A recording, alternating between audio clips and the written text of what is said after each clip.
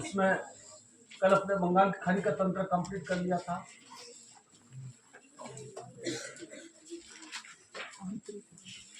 दो ही नदियां हैं, चंबल और चंबल की जो है वो 6 सहायक नदियां,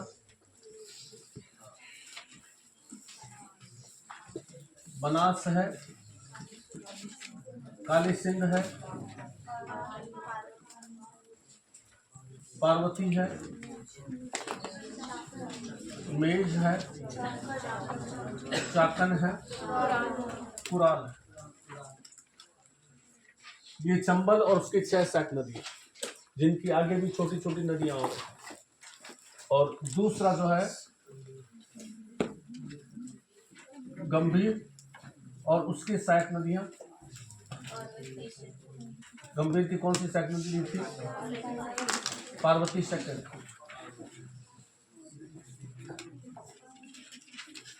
पार्वती सेकंड।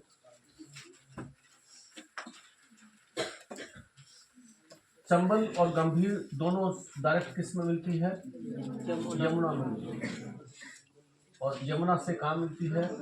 गंगा में मिलती है। और गंगा से कहाँ जाती है? बंगाल खाड़ी में। गंगा से किस में चली जाती है? बंगाल खाड़ी। इनकी जो सहायक नदियां हैं उनकी छोटी छोटी आगे बहुत सारी सहायक नदियां जो अपन ने देखी है। तो उस तरह से ये बंगाल की खाड़ी का तंत्र कंप्लीट होता है।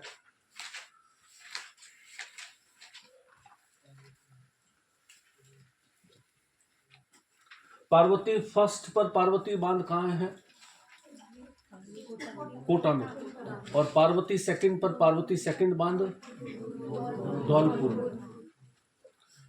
कालिदास ने अपनी रचना में पार्वती फर्स्ट का वर्णन किया या पार्वती सेकंड का वर्णन किया? पार्वती फर्स्ट का वर्णन। कौन सी रचना के अंदर?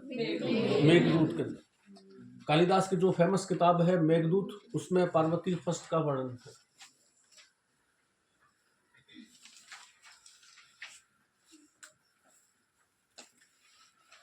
भीम सागर परियोजना कौन सी नदी पर है? इसमें उजाड़ नदी पर। उजाड़ नदी। उजाड़ किसकी सहायक नदी है? काली सिंध की। भीम सागर परियोजना कहाँ पे है? झालावाड़ है। झालावाड़।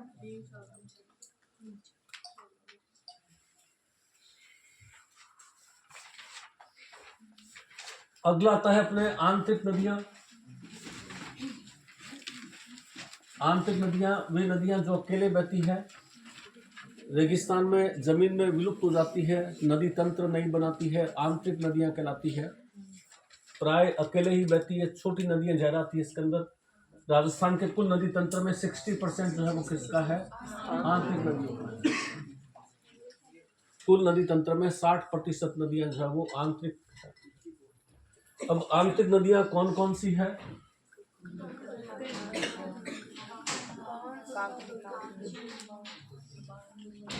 आंतरिक नदियां कौन कौन सी है? पहले अपन ने लिया था गग्गर नदी, दूसरा है बाणगंगा, तीसरा है कांकली, चौथा है काकने, दूसरा नाम क्या है? मसूरदी। मसूरदी। पांचवी साबी, छठी रूपारेल, सातवीं मेंथा, रूपनगढ़, और भी ऐसे छोटी छोटी बहुत सारी नदियां हैं। कुल नदी तंत्र में 60% जो है वो आंतरिक नदी तंत्र है। कल अपने जो है गग्गर का तंत्र देखा था।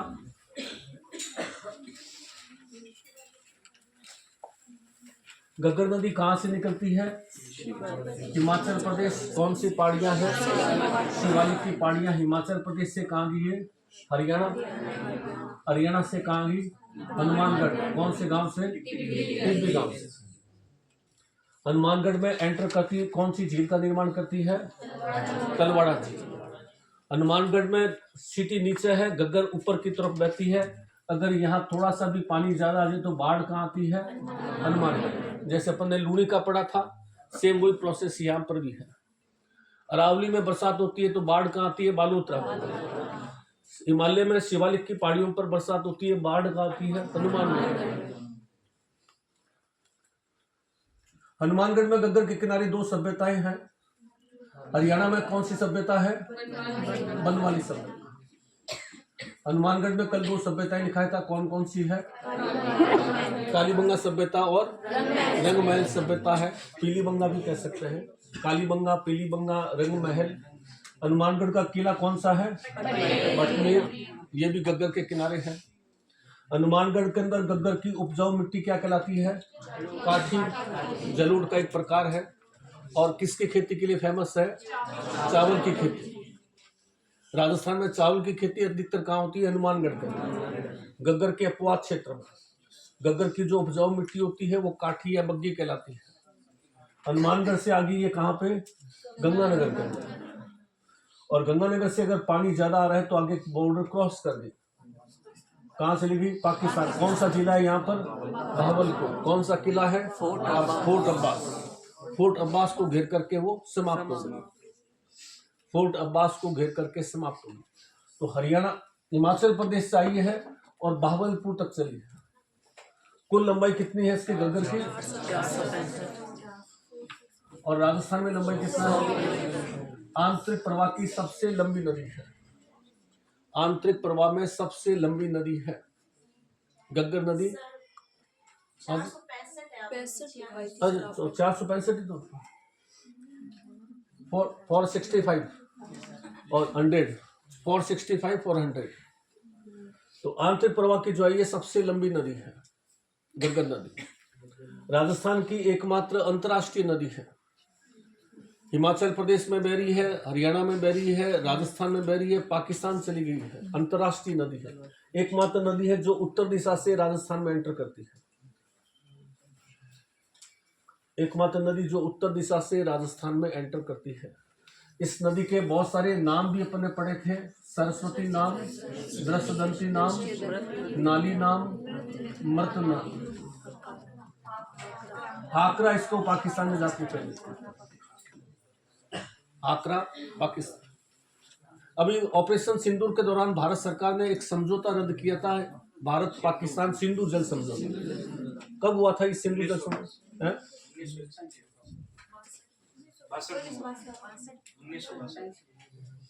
सिंधु जल समझौता 1960 में हुआ था। 1960 में जो है सिंधु जल समझौता हुआ था, जिसको भारत सरकार ने रद्द कर दिया।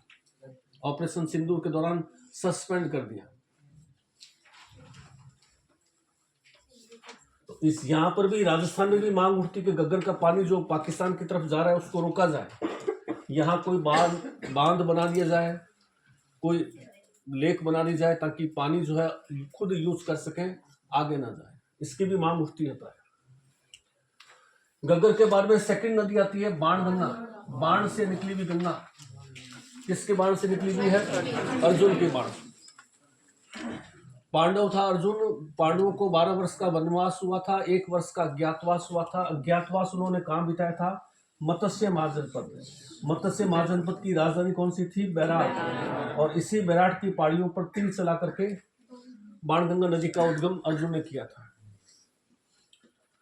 तो बैराट की पहाड़ियों से जो है बाणगंगा नदी निकलती है। बैराट की पहाड़ियां अब कहाँ गई है? कोटपुतली बहरोड के अंदर। कोटपुतली बहरोड में बैराट की पहाड़ियां है, वहां से बाणगंगा नदी निकल रही है। बैराट की पहाड़ियां कोटपुतली बहरोड से कहाँ गई है? जयपुर। जयपुर से कहाँ गई है? दौसा। दौसा से कहाँ गई? भरतपुर। और भरतपुर होने के बाद में क्या हो गई? छिन्न भिन्न हो गई। छिन्न भिन्न हो गई, इसलिए इसका दूसरा नाम क्या है? छिन्न भिन्न नदी। तीसरा नाम क्या है? रुंडित सरिता, बिना सिर की नदी, जिसका सिर नहीं है केवल धड़ है। रुंडित सरिता, सरिता नदी को कहते हैं। रुंडित मतलब बिना सिर की, धड़ की नदी केवल। और चौथा नाम क्या है? ताला नदी, क्योंकि ये ऐसे बहते हुए वापिस यूं आ जाती है, ताले की आकृति बना लेती है, फिर इसका पानी इकट्ठा हो जाता है। ताला नदी भी कहते हैं इसको। ये बाणगंगा के अन्य नाम है। छिन्न नदी, रुंडित सरिता, ताला नदी, बैराट की पहाड़ियां कोटपुतली बैरों से निकल रही है। जयपुर, दौसा, भरतपुर। बाणगंगा का अपवाद क्षेत्र राजस्थान का क्या है? सबसे उपजाऊ क्षेत्र है। राजस्थान का सबसे उपजाऊ क्षेत्र, गेहूं की खेती के लिए फेमस क्षेत्र कौन सा है? बाणगंगा का अपवाद क्षेत्र। बाणगंगा का अपवाद क्षेत्र। भरतपुर में बाणगंगा नदी पर कौन सा बांध बना हुआ है? अजान बांध। और अपने कल पढ़ा था करौली में कौन सा बांध है? पासना बांध। तो अजान बांध के अंदर पानी बाणगंगा का भी जाती है, और अजान बांध में पानी किसका भी डालते हैं? किसका डालते हैं? गंभीर का। अजान बांध जो भरतपुर के अंदर है उसमें दो नदियों का पानी मिलता है, गंभीर का भी और बाणगंगा का। क्योंकि भरतपुर जो है उसका जो केवलादेव पक्षी विहार है वो राजस्थान का एकमात्र प्राकृतिक स्थान है जो विश्व विरासत में शामिल है। केवलादेव वर्ल्ड फेमस साइट है राजस्थान का। पानी पक्षियों का एशिया का सबसे बड़ा जमावड़ा यहाँ लगता है। इतने लाखों की संख्या में पक्षी आते तो उनको पानी की कमी न हो, इसके लिए बाणगंगा के अलावा किसका पानी भी डाला जाता है? गंभीर का पानी भी डाला जाता है केवलादेव पक्षी विहार को। तो अगर पूछा जाए अजान बांध का मुख्य उद्देश्य क्या है, तो केवलादेव पक्षी विहार को जल उपलब्ध कराना। केवलादेव पक्षी विहार को जल उपलब्ध कराना भरतपुर। अजान बांध का मेन उद्देश्य ये है, चाहे वो बाणगंगा का डाल रहा है चाहे वो गंभीर का डाल रहा है। सर आपने पांचना बांध में भी लिखवा रखा है। क्या चीज? केवलादेव को। हाँ, तो पांचना बांध का है। करौली नदी कौन सी है? नहीं सर, अगर बांध का पूछे पर्टिकुलर बांध का पूछे तो देखिए, वैसे तो बांध ये है ही जी, कौन सा मेन तो अजान बांध। और उसके अलावा जो पांचना बांध है उसमें कौन सी नदी का पानी? गंभीर का आती है। तो इस बांध का पानी इसमें डाल लेते हैं और फिर ये बांध का पानी जो है इस नेशनल पार्क में चला जाता है। तो दोनों प्राइमरी तो गंभीर का इसका है, बाणगंगा का क्या अजान बांध में पानी किसका है? बाणगंगा का। सेकेंडरी पानी किसका आ रहा है? गंभीर का भी आ रहा है। बाणगंगा पर अजान बांध है, गंभीर पर पांचना बांध है, तो दोनों का पानी आ रहा है। केवलादेव नेशनल पार्क है ना, ये केवलादेव नेशनल पार्क में कौन सा बांध है? अजान बांध है। अजान बांध किस पर बना हुआ है? गंभीर इस पे बाणगंगा पर बना हुआ है। और जो पांचना बांध है वो किस नदी पर है? गंभीर पर है। तो पांचना बांध का पानी भी इसमें डाल देते हैं और इसके थ्रू जो है केवलादेव नेशनल पार्क को डिस्ट्रीब्यूट मतलब सप्लाई कर देते हैं। तो दोनों का मिलता है। केवलादेव नेशनल पार्क को जो है पांचना बांध से भी पानी मिलता है और जो है अजान बांध से भी पानी मिलता है।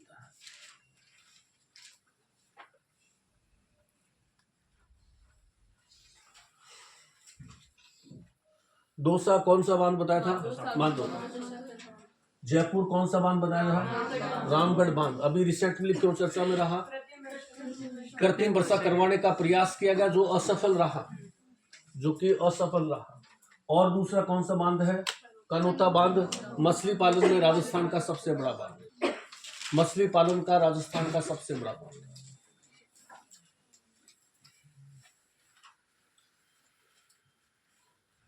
ये किसके बारे में हो गया? बाणगंगा के बारे में। बाणगंगा के बारे में। अब अपना चलते हैं तीसरा। कौन सी नदी है? कांकली नदी। कहां से निकलती है? सीकर। कौन सी पहाड़ियां हैं? खंडेला की पहाड़ियां। सीकर की खंडेला की पहाड़ियां। फिर बाद में सीकर की कौन सी पहाड़ियां आती है? तोराबाटी पहाड़ी। खंडेला के बाद में आती है तोराबाटी पहाड़ी। तोराबाटी पहाड़ियों में घूमती है और चक्कर निकालते घूमते घूमते कहां पहुंच जाती है? झुंझुनू। और झुंझुनू में जो है चूरू में एंटर करने से पहले समाप्त हो जाती है। चूरू में नहीं जाती, इसलिए अपन ने कहा चूरू में कोई नदी नहीं है, बीकानेर में कोई नदी नहीं है, फरोदी में कोई नदी नहीं है। चूरू में एंटर करने से पहले ही समाप्त हो जाती है। कौन सी नदी है? कामतली नदी। सीकर की खंडेला पहाड़ियों से निकलती है, सीकर की तोराबाटी पहाड़ियों में चक्कर निकालती है, तोराबाटी पहाड़ियों का चक्कर निकालते निकालते यह झुंझुनू पहुंच जाती है और झुंझुनू में समाप्त हो जाती है। कांकली की लंबाई कितना है? 100 किलोमीटर। अब देखिए अपने गग्गर पड़ा, ये भी 100 किलोमीटर। कांतली क्या है, ये भी 100 किलोमीटर। अगर क्वेश्चन आ जाए केवल राजस्थान में बहने वाली सबसे लंबी नदी कौन सी है, कांतली। और केवल राजस्थान नहीं पूछता है आंतरिक प्रवाह की सबसे लंबी नदी है, तो कांतली और गग्गर दोनों ही बराबर साइज की है। तो ऑप्शन में गग्गर करना ज्यादा सही रहेगा, क्योंकि गग्गर आगे लंबाई में ज्यादा है। तो केवल राजस्थान में बहने वाली सबसे लंबी नदी कौन सी है, तो कांतली नदी। और वैसे पूछे तो गग्गर नदी।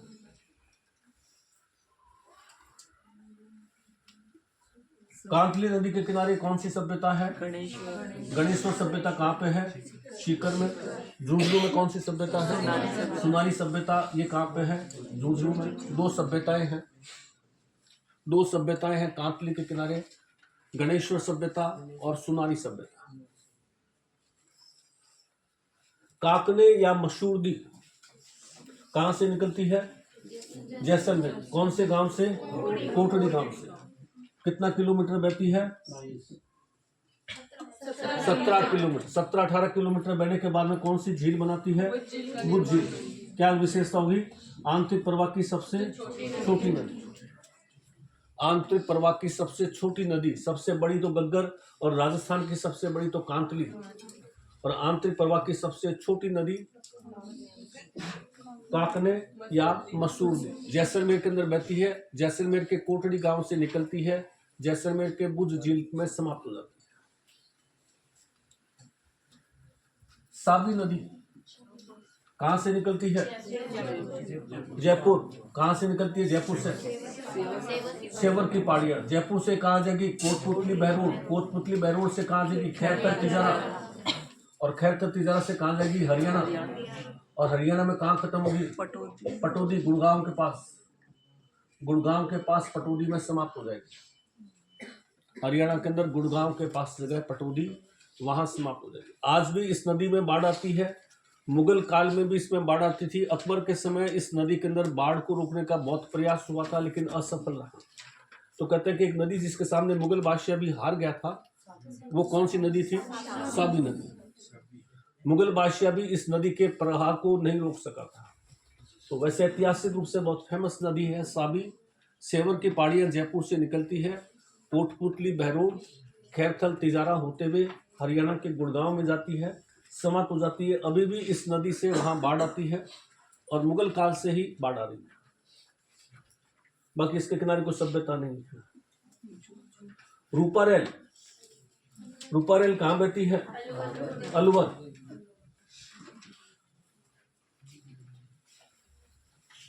अलवर से कहाँ आती है, डीग, और डीग से कहाँ आती है, भरतपुर। कौन सी नदी, रूपारेल। अलवर की कौन सी पहाड़ियों से निकलती है, उदयगिरी की पहाड़ी। अलवर में उदयगिरी की पहाड़ियों से निकलती है। अलवर से जो है डीग, और डीग से भरतपुर आकर के कौन सी नदी खत्म होगी, रूपारेल नदी। बीच में यह नदी लुप्त हो चुकी थी, नदी छिन्न भिन्न हो गई थी। किस व्यक्ति ने इसको पुनर्जीवित किया था, राजेंद्र सिंह। जल बाबा के नाम से फेमस है। जल बाबा राजेंद्र सिंह ने इस नदी को पुनर्जीवित किया था। इस पर बांध भी बनाया था एक, तो बांध तो टूट गया था फिर बाद में। और रूपारेल नदी पर जो है भरतपुर के राजा सूरजमल ने भी जो है एक नहर निकाली थी, जिसका नाम क्या था, सुजान गंगा नहर। सुजान गंगा नहर रूपारेल नदी से भरतपुर के राजा सूरजमल ने निकाली थी, और भरतपुर के लोहागढ़ किले को जलापूर्ति की थी।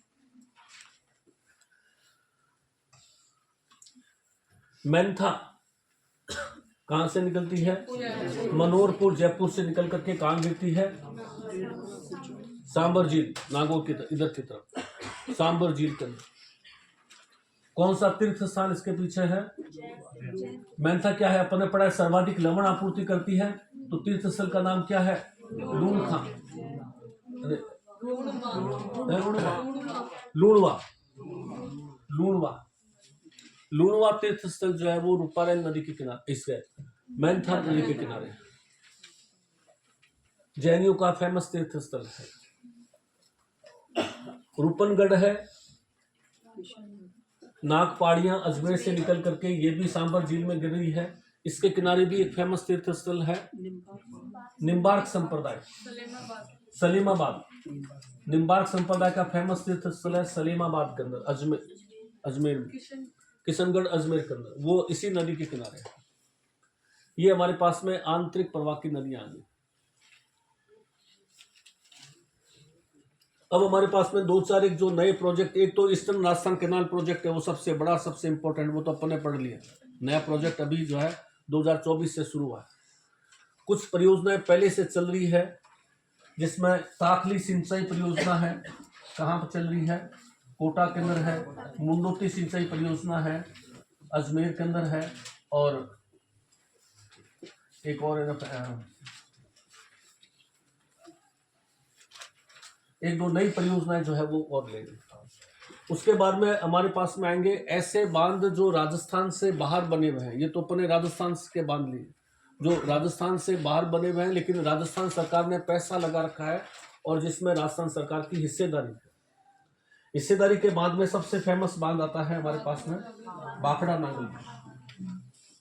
कितनी ऊंचाई का है ये, इसकी ऊंचाई पूछते हैं प्राय 326 से 226 से देखना। बाखड़ा नांगल बांध कितनी ऊंचाई का है, 226 से 326, 226 मीटर। बाखड़ा नांगल बांध 226 मीटर ऊंचा है। देश के ऊंचे बांधों में आता है, गुरुत्व बांधों में देश का सबसे ऊंचा बांध है।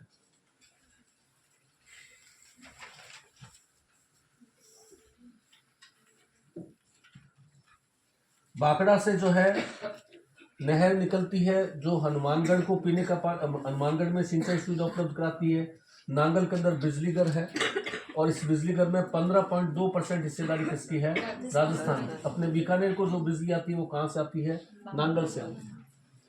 हरियाणा होते हुए अपने आती है ना, उधर से आती है, ये क्या नाम है, राजगढ़ होते हुए, चूरू होते हुए, रतनगढ़ होते हुए बीकानेर आती है, वो इस नांगल से आती है। नांगल में जो बिजली घर बना हुआ है उसमें राजस्थान की हिस्सेदारी 15.2% है। इसी तरह से पौंग बांध है, हिमाचल प्रदेश में है। पौंग बांध की क्या खासियत है, पौंग बांध व्यास नदी पर बना हुआ है और पौंग बांध के द्वारा व्यास में जो अतिरिक्त पानी होता है सर्दियों में, अब जैसे सर्दियों का टाइम है, पानी एक्सेस हो रहा है, अतिरिक्त पानी जो है वो पौंग बांध के द्वारा किस में डाल देते हैं, आईजीएनपी में डाल देते हैं। तो पौंग बांध की इंपॉर्टेंस राजस्थान के लिए यह है कि यह आईजीएनपी में को सर्दियों में जो है व्यास नदी का जल आपूर्ति करता है। पौंग बांध सर्दियों में व्यास नदी का जल आईजीएनपी में डालता है। नाथपा झाकरी परियोजना है, बहुत फेमस परियोजना है, एशिया की एकमात्र भूमिगत जल परियोजना है हिमाचल प्रदेश के अंदर। इसका जो प्लांट है वो जमीन के अंदर लगा हुआ है, अंडरग्राउंड प्लांट है। यहाँ पर भी जो है बिजली उत्पादन में राजस्थान की हिस्सेदारी है, बिजली के अंदर राजस्थान की हिस्सेदारी है। ताला परियोजना है।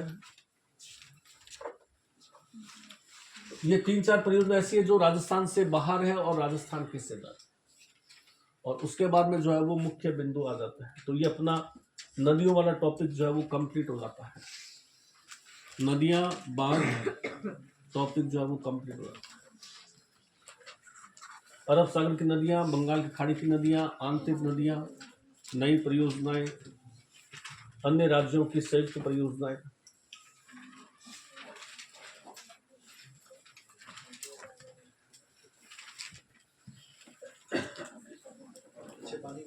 किसी को कंफ्यूजन है तो बताइए, कंफ्यूजन है तो बता दीजिए। आज इसको कंप्लीट कर लेते हैं, फिर कल से सिंचाई और कृषि। क्या हो साबी नदी पर NH8 तो पहले था, अब वो चेंज हो गया, 48 हो गया। NH8 पहले था।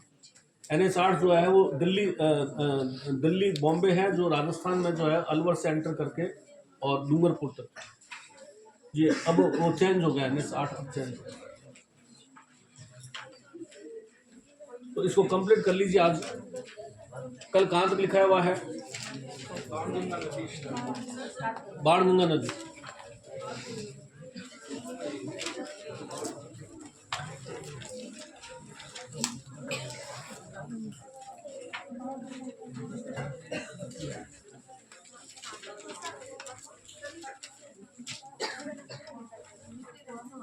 बाणगंगा नदी,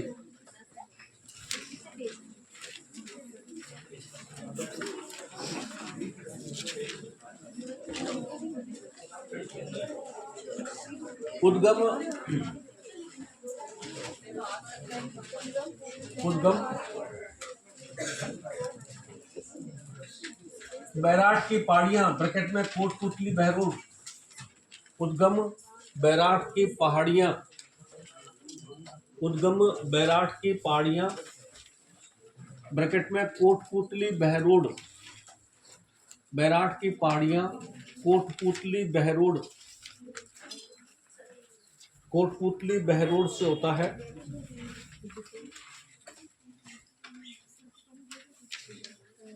बैराट की पहाड़ियां कोटपुतली बहरोड से होता है। जयपुर, दौसा और भरतपुर होते हुए, जयपुर, दौसा और भरतपुर होते हुए,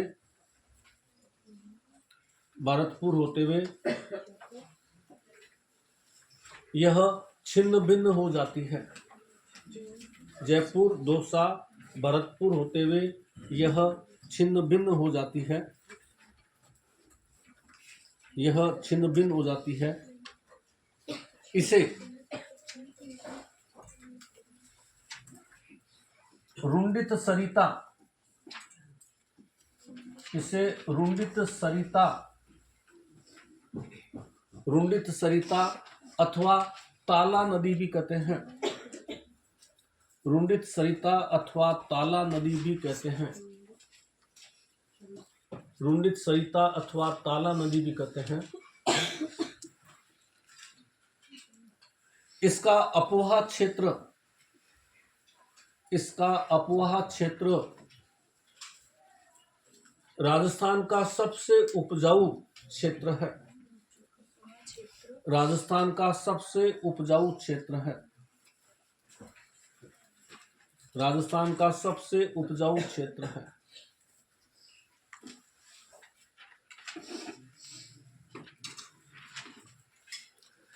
यह एक पवित्र नदी है। माघ पूर्णिमा को बाणगंगा मेला भी बढ़ता है। पवित्र नदी है। माघ पूर्णिमा को मेला बढ़ता है। माघ पूर्णिमा को मेला बढ़ता है। माघ पूर्णिमा को नदी के किनारे मेला बढ़ता है।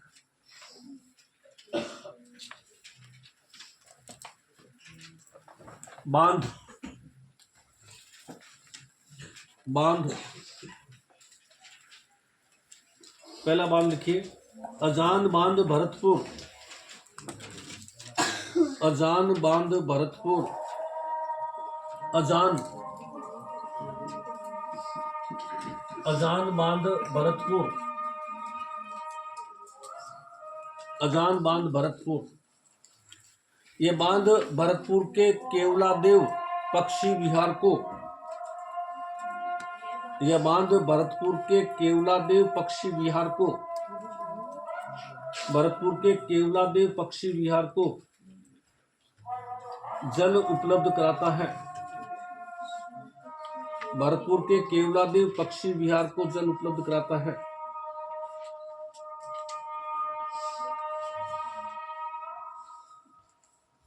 केवलादेव पक्षी विहार को जल उपलब्ध कराता है। इसी में एक लाइन और लिख लीजिए या ब्रैकेट में लिख लीजिए, रूपारेल नदी पर बने, सॉरी ये क्या नाम है ना, गंभीर नदी पर बने पांचना बांध से भी, गंभीर नदी पर बने पांचना बांध से भी,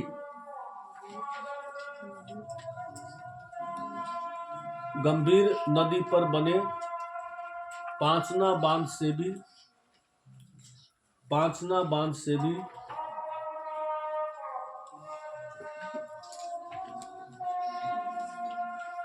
अजान बांध को जल उपलब्ध कराते हैं। अजान बांध को जल उपलब्ध कराते हैं। अजान बांध को जल उपलब्ध कराते हैं।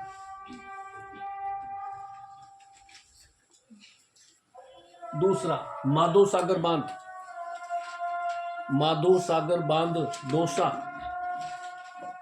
बाणगंगा पर दूसरा बांध माधो सागर बांध दौसा,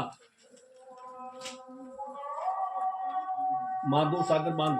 तीसरा लिखिए रामगढ़ बांध जयपुर। दूसरा, तीसरा रामगढ़ बांध जयपुर। इसमें क्या लिख लीजिए, यहां ड्रोन व एआई, ड्रोन और एआई तकनीकी से, यहां ड्रोन व एआई तकनीकी से, ड्रोन व एआई तकनीकी से कृत्रिम वर्षा का प्रयास किया गया जो असफल रहा। ड्रोन व एआई तकनीकी से कृत्रिम वर्षा का प्रयास किया गया जो असफल रहा। ड्रोन और एआई तकनीकी से कृत्रिम वर्षा का प्रयास किया गया जो असफल रहा। अगला चौथा, कानोता बांध जयपुर। कानोता बांध जयपुर, यह मछली पालन का सबसे बड़ा बांध है। कानोता बांध जयपुर मछली पालन का सबसे बड़ा बांध है। मछली पालन का सबसे बड़ा बांध है।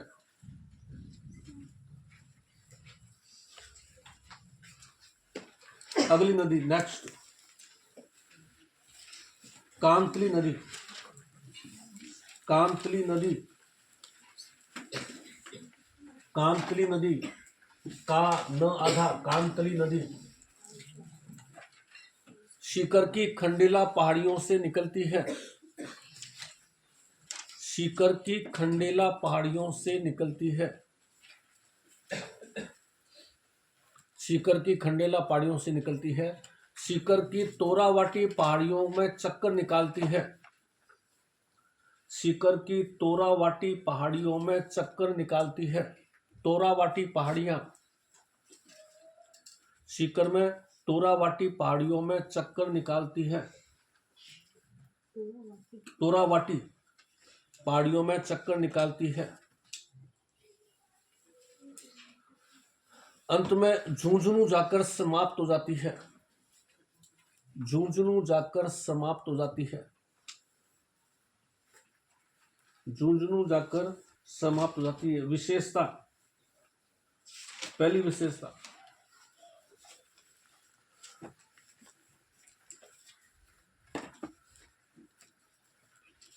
केवल राजस्थान में बहने वाली सबसे लंबी आंतरिक नदी है। केवल राजस्थान में बहने वाली सबसे लंबी आंतरिक नदी है। केवल राजस्थान, केवल राजस्थान में बहने वाली सबसे लंबी आंतरिक नदी है। ब्रैकेट में 100 किलोमीटर, 100 किलोमीटर। केवल राजस्थान में बहने वाली सबसे लंबी आंतरिक नदी है। दूसरी विशेषता, सीकर में इस नदी के किनारे गणेश्वर सभ्यता, गणेश्वर, सीकर में इस नदी के किनारे गणेश्वर सभ्यता, सीकर में इसके किनारे गणेश्वर सभ्यता। झुंझुनू में इसके किनारे सुनारी सभ्यता मिलती है। झुंझुनू में सुनारी सभ्यता, सीकर में गणेश्वर सभ्यता, झुंझुनू में इसके किनारे सुनारी सभ्यता। सुनारी, बताओ जी ये सभ्यताएं जो है पुराने वाले स्टूडेंट बताओ कौन कौन से युग की है? अच्छी तरह से देखो। हाँ, और वो लोहा युग की, यानी कि यहाँ ताम्र युग से लेकर के लोहा युग तक लोग निवास करते आ रहे थे। कहने का मतलब क्रमिक विकास मिल रहा है। तांबे में भी लोग यहाँ रहते थे, बाद में कांसा आया, लोहा आया, लोहे तक लोग यहाँ बसे हुए थे। क्रमिक विकास दिखाई पड़ रहा है, सभ्यता का एक क्रमिक विकास दिखाई दे रहा है। तो ताम्र युग से लेकर के लोहा युग तक यहाँ लोग बसते थे। सुनारी लोहा युग की सभ्यता है और गणेश्वर ताम्र युग की सभ्यता है। और गणेश्वर तो ताम्र युग की सभ्यताओं की क्या है? जननी है। यानी कि पूरे भारत में तांबा का युग कहाँ से शुरू हुआ था? गणेश्वर से शुरू हुआ। पूरे इंडिया के अंदर तांबा प्रयोग सबसे पहले कहाँ हुआ था? यहाँ हुआ था। ताम्र युग सभ्यताओं की जननी कहते हैं। आगे आ जाइए, नेक्स्ट काकनी नदी या मसूरदी नदी। नेक्स्ट, काकनी या मसूरदी, काकनी या मसूरदी।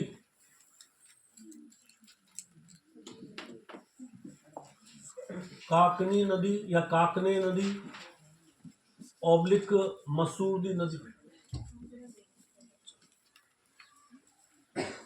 मसूरदी नदी, काकने ऑब्लिक मसूरदी नदी जैसलमेर के कोटड़ी गांव से निकलती है। जैसलमेर के कोटड़ी गांव से निकलती है। कोटड़ी गांव जैसलमेर, जैसलमेर के कोटड़ी गांव से निकलती है और जैसलमेर में बुझ झील का निर्माण कर समाप्त हो जाती है। जैसलमेर में बुझ झील का निर्माण कर समाप्त हो जाती है। बुझ झील का निर्माण कर समाप्त हो जाती है।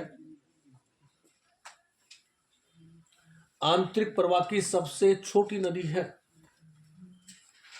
आंतरिक प्रवाह की सबसे छोटी नदी है।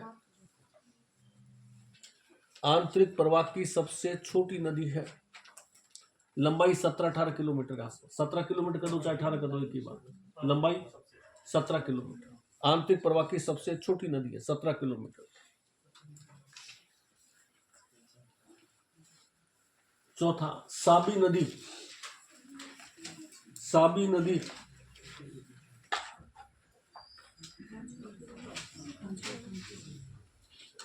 साबी नदी सेवर की पहाड़ियां जयपुर से निकलकर, सेवर की पहाड़ियां जयपुर, सेवर की पहाड़ियां जयपुर से निकलकर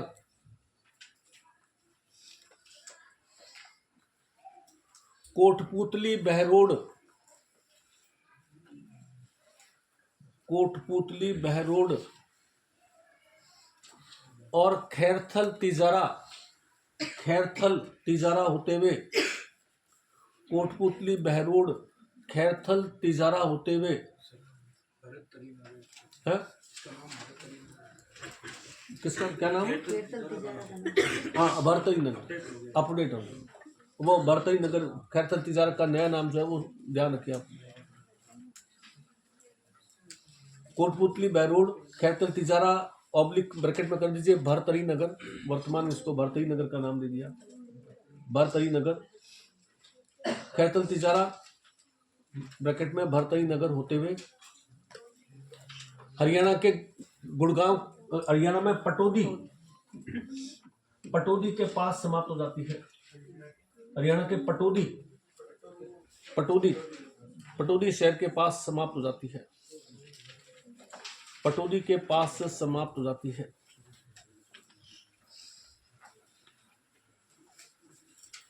मुगल काल के अंदर या मुगल शासक अकबर के समय, मुगल शासक अकबर के समय,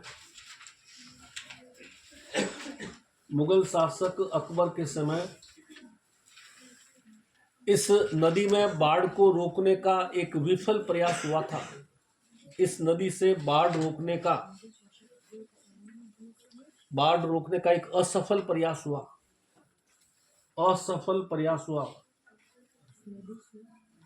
बाढ़ रोकने का एक असफल प्रयास हुआ था।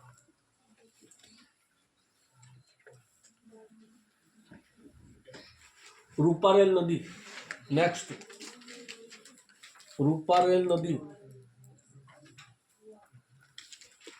उद्गम, रूपारेल नदी उद्गम उदयगिरी की पहाड़ियां अलवर से होता है। उदयगिरी की पहाड़ियां अलवर से होता है।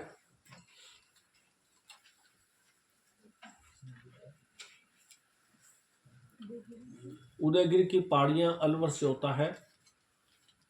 डीग होते हुए भरतपुर में समाप्त होती है। डीग होते हुए, डीग होते हुए भरतपुर में समाप्त होती है।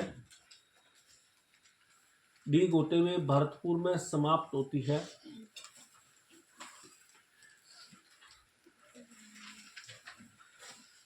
डॉक्टर राजेंद्र सिंह को या जल बाबा राजेंद्र सिंह को, ऐसा लिख लीजिए, जल बाबा राजेंद्र सिंह को इस नदी को पुनर्जीवित करने का श्रेय है।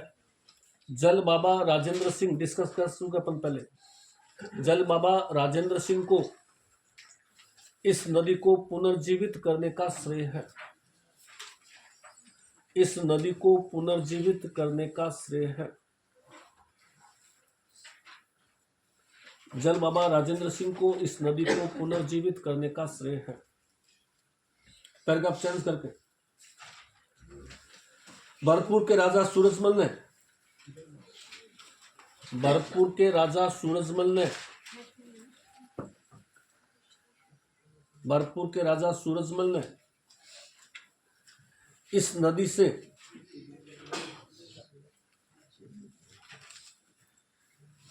नहर द्वारा भरतपुर किले को जल आपूर्ति की थी। नहर द्वारा भरतपुर किले को जल आपूर्ति की थी।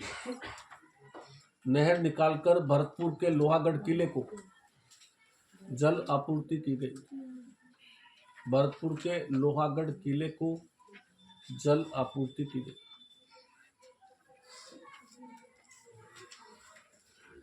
अगला,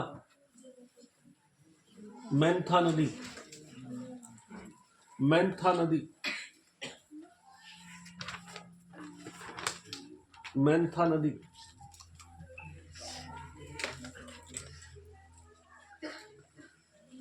मनोहरपुर जयपुर से निकलकर नागौर में सांबर झील में गिरती है। मनोहरपुर ब्रैकेट में जयपुर, मनोहरपुर ब्रैकेट में जयपुर से निकलकर, मनोहरपुर, मनोहरपुर ब्रैकेट में जयपुर से निकलकर नागौर में सांबर झील में गिरती है। नागौर में सांबर झील में गिरती है। नागौर में सांबर झील में गिरती है। सांबर झील को सर्वाधिक लवण आपूर्ति करती है। सांबर झील को सर्वाधिक लवण आपूर्ति करती है। लवण आपूर्ति, सांबर झील को सर्वाधिक लवण आपूर्ति करती है। जैन तीर्थ स्थान लूणवा ब्रैकेट में नागौर, जैन तीर्थ स्थल लूणवा, लूणवा नागौर इस नदी के किनारे है। जैन तीर्थ स्थल लूणवा, लूणवा ब्रैकेट में नागौर। लूणवा कहाँ पे है? नागौर के अंदर। डीडवाना है, डीडवाना में चला गया। डीडवाना पहले नागौर, डीडवाना से मुझे कंफर्म नहीं, मेरे पास भी नहीं है। इसमें लिखा है लेटेस्ट है। लूणवा डीडवाना, नागौर के स्थान पर डीडवाना कर दीजिए। नहीं, सांबर तो बहुत सारी फैली हुई है, 4 जिलों में है ना सांबर। डीडवाना कुचामन में भी है, नागौर में भी है, अजमेर में भी है, जयपुर में तो अपने सांबर पड़ा है ना। सांबर पड़ा तो कितने जिले पड़े थे? 4 जिले पड़े थे। तो डीडवाना भी लिया है, नागौर भी लिया है, चारों जिले लिए। आगे लिखिए, अगला डीडवाना, जैन तीर्थ लूणवा ब्रैकेट में डीडवाना इस झील के किनारे, इस नदी के किनारे, इस नदी के किनारे है, इस नदी के किनारे है। अगला आ जाइए, रूपनगढ़। रूपनगढ़ नेक्स्ट, रूपनगढ़ अजमेर से निकलकर सांबर झील में गिरती है। अजमेर से निकलकर सांबर झील में गिरती है। रूपनगढ़ अजमेर से निकलकर सांबर झील में गिरती है। अजमेर से निकलकर सांबर झील में गिरती है।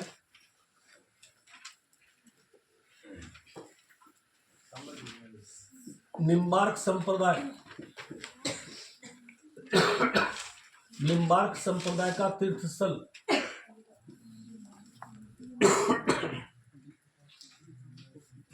सलीमाबाद। निम्बार्क संप्रदाय का तीर्थ स्थल सलेमाबाद इस झील के किनारे है, नदी के लिए इस नदी के किनारे। तो पानी है। गर्म है ना, ठंडा? नहीं नहीं तो ठंडा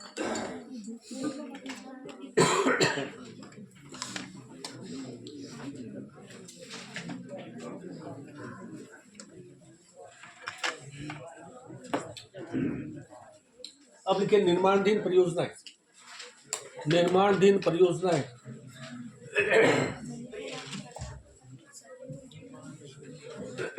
निर्माणाधीन परियोजना।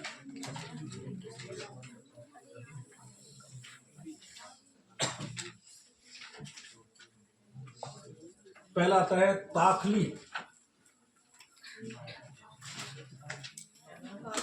ताखली सिंचाई परियोजना।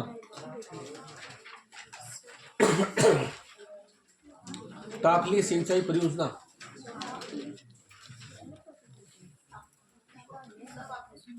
ताखली सिंचाई परियोजना कोटा में चंबल नदी पर निर्माणाधीन है। ताखली सिंचाई परियोजना कोटा में चंबल नदी पर निर्माणाधीन है।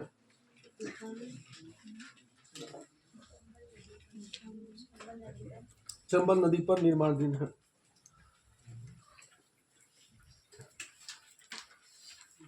दूसरा मुंडोती सिंचाई परियोजना। मुंडोती सिंचाई परियोजना। मुंडोती मुंडोती सिंचाई परियोजना अजमेर में बनास नदी पर निर्माणाधीन है।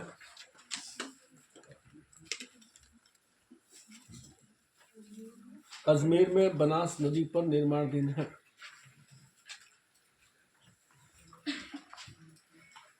तीसरा पिंपलदा सिंचाई परियोजना। पिंपलदा पिंपलदा पिंपलदा सिंचाई परियोजना। पिंपलदा सिंचाई परियोजना। पिंपलदा सिंचाई परियोजना सवाई माधोपुर में चंबल नदी पर निर्माणाधीन है। सवाई माधोपुर चंबल नदी पर निर्माणाधीन है।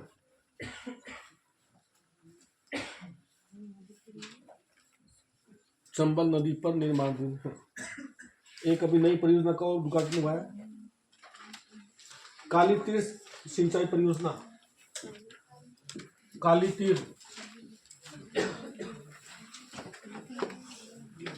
सिंचाई परियोजना पार्वती नदी पर धौलपुर में। काली तीर सिंचाई परियोजना अभी 2024 में आई है। पार्वती नदी पर धौलपुर में निर्माणाधीन है। काली तीर सिंचाई परियोजना पार्वती नदी धौलपुर।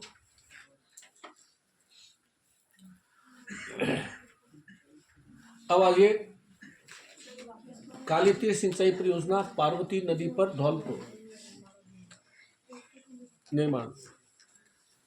अगला टॉपिक आ जाता है सांझा परियोजना। राजस्थान की सांझा परियोजनाएं कौन कौन सी है? सांझा परियोजना सांझा साझेदारी वाली, हिस्सेदारी वाली, जिसमें हमारी हिस्सेदारी है, पार्टनरशिप में काम कर रहे हैं। बाखड़ा नांगल परियोजना, जिसमें हमारी पार्टनरशिप है, जिसमें हमने दूसरे राज्यों से पार्टनरशिप की है। सबसे फेमस आती है बाखड़ा नांगल परियोजना।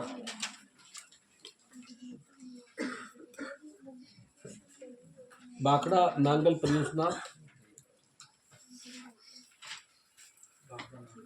हिमाचल डैश पंजाब। हिमाचल पंजाब में सतलुज नदी पर बनी हुई है। हिमाचल डैश पंजाब।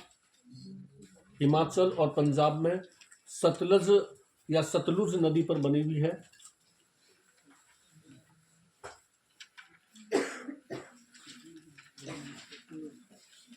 सतलुज नदी पर बनी हुई है। बाखड़ा नांगल बांध 226 मीटर ऊंचा है और देश का सबसे ऊंचा गुरुत्व बांध है। बाखड़ा नांगल बांध 226 मीटर ऊंचा है। 226 मीटर ऊंचा है देश का सबसे ऊंचा गुरुत्व बांध है। देश का सबसे ऊंचा गुरुत्व बांध, गुरुत्व ग्रेविटी को फॉलो करता है। अपने को नीचे टरबाइन रखा हुआ है, ऊपर से पानी आ रहा है। एक तो कहता है कि पानी यूं आता है, अपन खुद पानी को फ्लो करते हैं और वो टरबाइन पर चलाता है। एक हमने यहाँ पानी लाके छोड़ दिया, पानी ग्रेविटी को फॉलो कर रहा है, पानी अपना गुरुत्वाकर्षण से नीचे आ रहा है और गुरुत्वाकर्षण से नीचे करके टरबाइन को घुमा रहा है। एक में तो हमारा प्रयास है पानी को हम, और एक में पानी को हमने खुला, जैसे अपने होते हैं ना, ये अपने आपने मिसाइलें नाम सुना होगा, एक होती ना गाइडेड मिसाइलें, इसमें फिट करके और उसको छोड़ देते हैं, वो जा रहे, जो टारगेट जिस जो भी नीचे होगा वहां जाकर के वो बंद हो जाएगी, फिर वो ग्रेविटी से नीचे आएगी। इसी तरह से पानी ऊपर निकाल करके छोड़ देंगे, पानी है, अब वो बटन खोलेंगे तो पानी ग्रेविटी से नीचे आएगा। तो इसको अपन क्या कहते हैं, गुरुत्व डैम, जो ग्रेविटी को फॉलो करता है। देश का सबसे ऊंचा ग्रेविटी डैम है, गुरुत्व बांध है। आगे लिखिए, यहां नांगल में स्थापित बिजलीघर, यहां नांगल में स्थापित बिजलीघर, नांगल में स्थापित बिजलीघर में, नांगल में स्थापित बिजलीघर में 15.2% हिस्सेदारी राजस्थान की है। 15.2% हिस्सेदारी राजस्थानी है। 15.2% हिस्सेदारी राजस्थान की है। दूसरा लिखिए, व्यास परियोजना, व्यास परियोजना, व्यास परियोजना। हिमाचल प्रदेश में व्यास नदी पर पौंग बांध बनाया गया है। व्यास परियोजना में हिमाचल प्रदेश में व्यास नदी पर, हिमाचल प्रदेश में व्यास नदी पर पौंग बांध बनाया गया है। पौंग बांध, पौंग बांध बनाया गया है। व्यास का अतिरिक्त पानी, व्यास का अतिरिक्त पानी, व्यास का अतिरिक्त पानी सर्दियों में, सर्दियों में इस बांध से इंदिरा गांधी नहर को आपूर्ति करते हैं। इस सर्दियों में इस बांध से इंदिरा गांधी नहर को आपूर्ति करते हैं।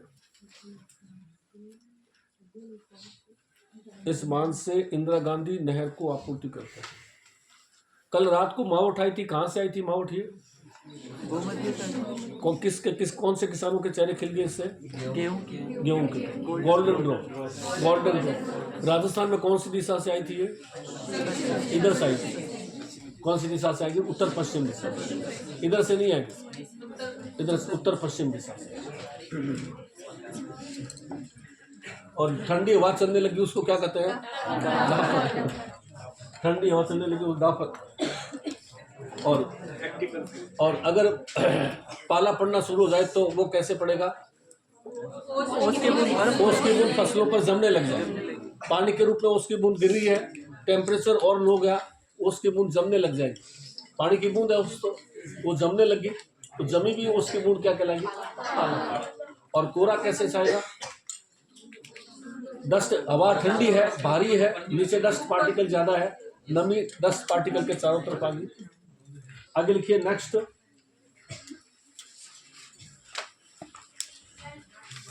नाथपा झाकरी परियोजना।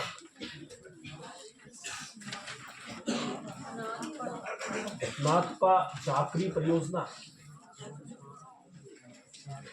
नाथपा झाकरी परियोजना, नाथपा झाकरी परियोजना हिमाचल प्रदेश में सतलुज नदी पर है। हिमाचल प्रदेश सतलुज नदी पर है। हिमाचल प्रदेश सतलुज नदी पर है। हिमाचल प्रदेश सतलुज नदी पर है। एशिया की एकमात्र भूमिगत परियोजना है। एशिया की एकमात्र भूमिगत परियोजना है। एशिया की एकमात्र भूमिगत अंडरग्राउंड परियोजना है। राजस्थान की हिस्सेदारी 7.5% है। राजस्थान की हिस्सेदारी 7.5% है। ताला परियोजना, अगली ताला परियोजना, ताला 7.5%। ताला परियोजना राजस्थान की एकमात्र अंतर्राष्ट्रीय परियोजना है। राजस्थान की एकमात्र अंतर्राष्ट्रीय परियोजना है। अंतर्राष्ट्रीय परियोजना ताला परियोजना राजस्थान की एकमात्र अंतर्राष्ट्रीय परियोजना है। भूटान के साथ है। भूटान देश के साथ है। भूटान देश के साथ है। हिस्सेदारी 51.6।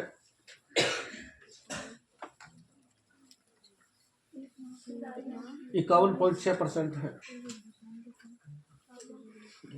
उड़ी परियोजना जम्मू कश्मीर, उड़ी परियोजना जम्मू कश्मीर, उड़ी परियोजना जम्मू कश्मीर, जम्मू कश्मीर। इस विद्युत परियोजना से 43 मेगावाट बिजली मिलती है। इस विद्युत परियोजना से 43 मेगावाट बिजली, इस विद्युत परियोजना से 43 मेगावाट बिजली राजस्थान को मिलती है। 43 मेगावाट बिजली राजस्थान को मिलती है।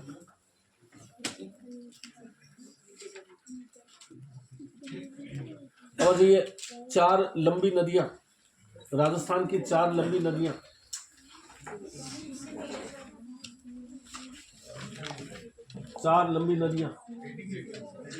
Heading next heading. सबसे लंबी नदी कौन सी लेंगे अपन? चंबल। कितना? 1051। दूसरे नंबर पर माई कितना दिया था? 576 और बनास 512। तो माई लेंगे तो बनास लेंगे? माही 576। तीसरी आ जाएगी बनास 512 और चौथी लूणी 495। चौथी लूणी 495। पांचवी गग्गर 465। लूणी 495, पांचवी गग्गर 465, गग्गर नदी 465। अब आ जाइए 4 बड़े झरने, 4 बड़े झरने, 4 बड़े झरने। सबसे ऊंचा कौन सा आएगा? चूलिया जलप्रपात। नंबर 2 मेनाल। मेनाल कहाँ पे है? भीलवाड़ा। मेनाल भीलवाड़ा। तीसरा दामोह। कौन सी नदी बना रही है? कहाँ बना रही है? धौलपुर। दामोह चंबल नदी धौलपुर। दामोह चंबल नदी धौलपुर। भीमतल कौन सी नदी बनाती है? कहाँ बनाती है? बूंदी। भीमतल मांगली नदी बूंदी। भीमतल। अरना झरना। अरना झरना कौन? अरना झरना। अरना झरना कौन सी नदी बनाती है? लूणी नदी। कहाँ पे? जोधपुर के अंदर। सूखा झरना कहते हैं इसे। अरना झरना लूणी नदी जोधपुर में बनाती है। लूणी नदी जोधपुर में बनाती है अरना झरना। ये अपना मोटा मोटी नदियों वाला टॉपिक कंप्लीट होगा। नदियां बांध। कल अपन लेंगे सिंचाई और कृषि।